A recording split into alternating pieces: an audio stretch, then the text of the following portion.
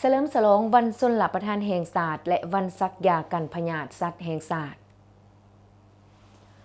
นครปักเซร่วมกับแผนกเกษตรกรรมและสิ่งแวดล้อมแขวงจำปาสักจัดพิธีเฉลิมฉลองวันชลประทานแห่งชาติวันที่3พฤศจิกายนและวันซักยากันพยาธิสัตว์แห่งชาติวันที่11พฤศจิกายนของทุกๆปี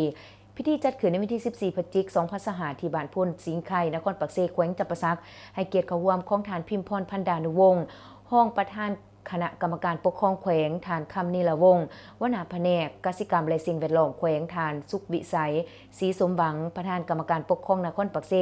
มีแผนกการคงแขวงของการออมขางนครองค์การปกครองบ้านชาวกสิกรและน้องนักเรียนเข้าร่วมในพิธีทานสุขวิสัยศรีสมหวังประธานคณะกรรมการปกครองนครปักเซให้เกียรติรายงานการกระเกียมความพร้อมการเฉลิมฉลองวันชลประทานแห่งชาติวันที่3พฤศจิกายนและวันซักยากันพยาธิสัตว์แห่งชาติวันที่11พฤศจิกายนจากนั้นทานคำนิลวงศ์หัวหน้าแผนกกสิกรรมและสิ่งแวดล้อมแขวงก็ได้กล่าวให้ฮู้เกี่ยวกับความหมายความสำคัญของวันชลประทานแห่งชาติและวันซักยาป้องกันพยาธิสัตว์แห่งชาติพร้อมทั้งยกให้เห็นในช่วงฤดูฝนที่ผ่านมาแขวงจำปาสักของพวกเฮาได้รับผลกระทบจากภัยธรรมชาติพายุไต้ฝุ่นต่างๆซึ่งได้ส่งผลกระทบต่อเนื้อที่ทำการผลิตและผลผลิตเขาหน้าปีของประชาชนจากผลกระทบที่กล่าวมานานแขวงจำปาสักได้วางตัวเลขสู่โซนการผลิตเขาหน้าแซงซกปี2025-2026เพื่อทดแทนผลเสียหายดังกล่าวซึ่งแผนขาดคะเนสู่โซนหนองนำในปีนี้ทั่วแขวง17,286 เฮกตาร์ปลูกเขา 9,317 เฮกตาร์ปลูกพืช 7,969 เฮกตาร์ปัจจุบัน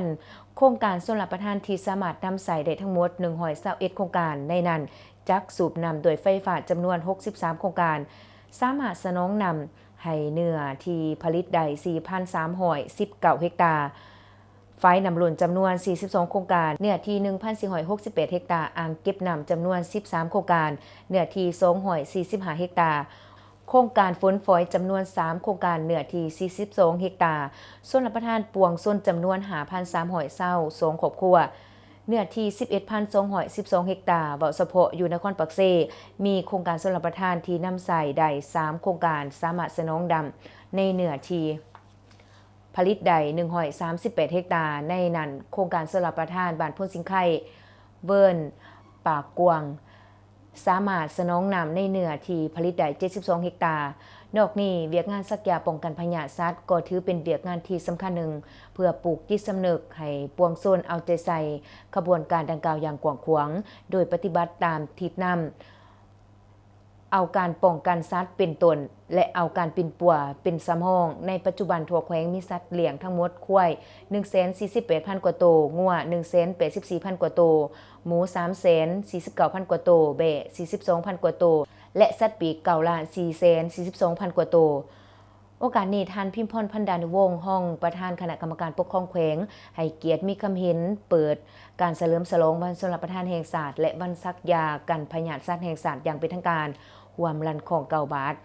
กับคณะนำและแขกที่เข้าร่วมในพิธีจากนั้นก็ได้มีการเปิดนำขึ้นใส่โค้งชลประทานเพื่อตอบสนองให้ชาวเกษตรกรเริ่มทำการผลิตฤดูแล้งให้เกียรติเข้าร่วมซักยากันพยาธิสัตว์และลงเบิงเขตทำการผลิตของชาวเกษตรกรอีกด้วย